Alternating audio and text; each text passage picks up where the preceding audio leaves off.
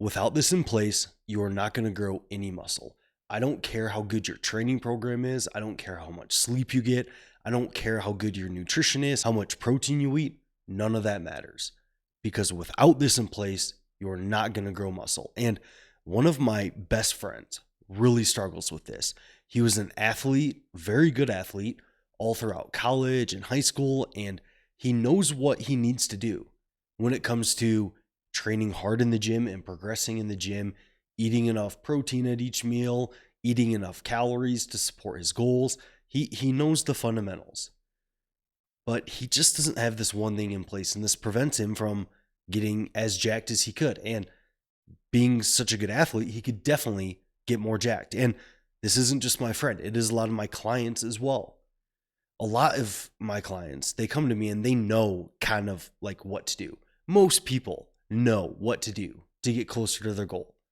They understand that they generally have to eat a little bit better, and they also need to train in the gym and train hard and progress and that sort of thing. But often they're just kind of missing this one piece. And make sure to say hi to Ragnar in the background there. We went on about a 12-hour trip over the holidays and stuff, and he was a very good boy. So he did an awesome job. But I think generally the focus in the fitness industry tends to be on more so physiological things. Like, this is how much protein you can eat to maximally stimulate muscle protein synthesis, or this is how much training volume is generally associated with maximal muscle growth, or this is how many times you should train per week to maximally stimulate growth throughout the week. And it tends to be on those kind of physiological things. When, in my experience, it is very rarely a lack of knowledge regarding these physiological things that results in lackluster progress. So what is the this I'm talking about that if you don't have in place, you're not going to grow any muscle? Well, not to sound cliche, but it's consistency. It's showing up and doing what you need to do every day, regardless of how you feel about it. Having the discipline to be consistent in the gym with your nutrition, with your sleep, all that sort of thing. And I strongly believe that your life is really a result of all of these kind of small decisions that you make throughout every day. And in the moment, it might be easy for you to kind of rationalize why you maybe make this decision instead of this one, when in reality, you know that you should be making this one over here.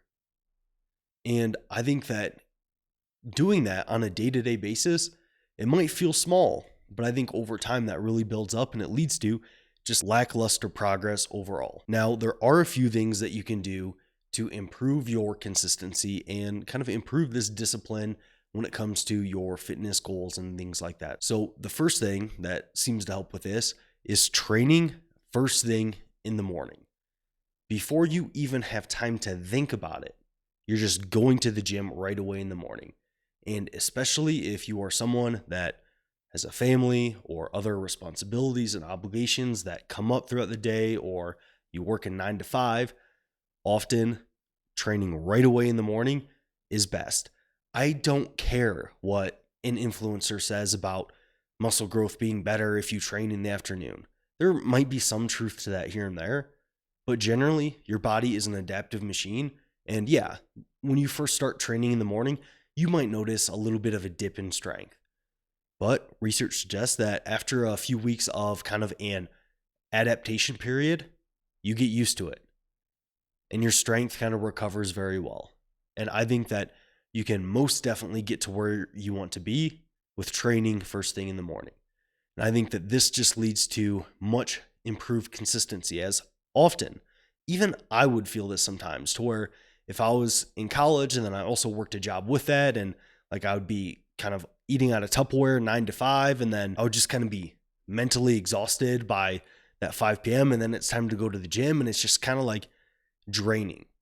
And I think that getting that gym session first thing in the morning can really help with consistency. And also, like, my favorite way to start a day is getting those endorphins going first thing in the morning. It just really sets up my day well.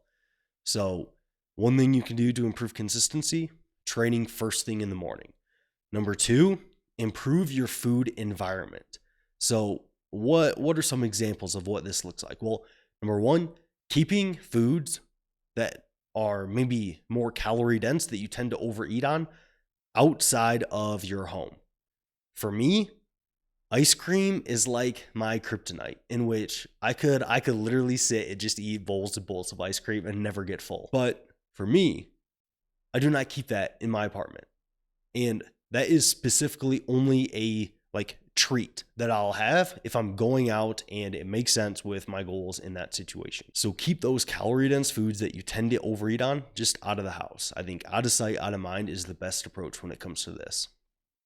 Also, prepping your foods ahead of time and having things ready to go will definitely help you improve consistency. As often, if you're just going throughout your day and letting your day happen to you rather than planning your day, you're probably going to find that, you're like, I only have 10 minutes for lunch here. I need to just grab something quick. So you might just grab a calorie dense option that's very easy to consume quickly.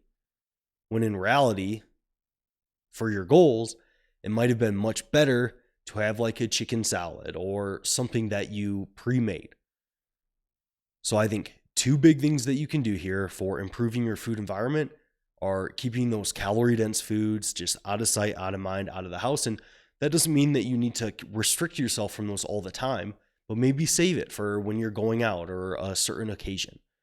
And then also prepping your foods so you have those kind of healthier options on hand, and planning your foods out ahead of time prevents your day from just kind of happening to you. And it makes that discipline and consistency much easier because it's like, hey, I just need to stick to the plan here. And the third thing that you can do to improve your consistency is starting to identify as kind of a fitness person or a more disciplined person.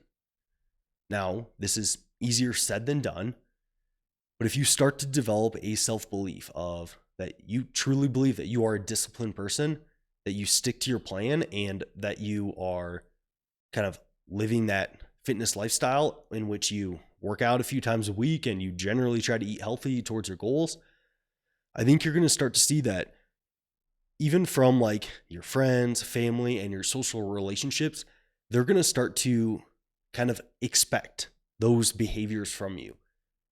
They're going to start to see that it's normal, that you're going to be like, hey, if we're going on a trip, I'm going to take 45 minutes right away in the morning to go work out quick. Or when we're going to go out to a restaurant, I'm probably going to choose to just get some sort of leaner protein source and some veggies. And I think that once you start to identify as someone that kind of sticks to your plan, you're a disciplined person, and you kind of make these good fitness decisions, and it becomes that expectation from you, it makes things much easier. Because I definitely know on the flip side, when I was very overweight, it was the expectation that Ryan is going to clean up everybody else's plate once they're done eating. And Ryan's going to eat the most pizza and the most wings and stuff like that. And that's a negative spiral. But the positive spiral is the opposite. Ryan's going to decide to actually have a healthier option here. And he's probably not going to drink a regular soda. And he's probably going to want to get up and lift right away in the morning. And you don't necessarily need to just lie to yourself that you're a disciplined person. There's probably areas in your life in which you do have a lot of discipline and consistency, whether it's with your job or your relationships or with other hobbies. You can look at those as an example of, hey, I'm very disciplined here. I'm a disciplined person. I can also do this as well. And I think that self-identity and that self-belief can really help you stick to your plan when it comes to the fitness stuff. All right. So thanks for watching this. My email is below for coaching. Watch this video on the screen here if you don't want to mess up your next gaining phase, and I will see you over there.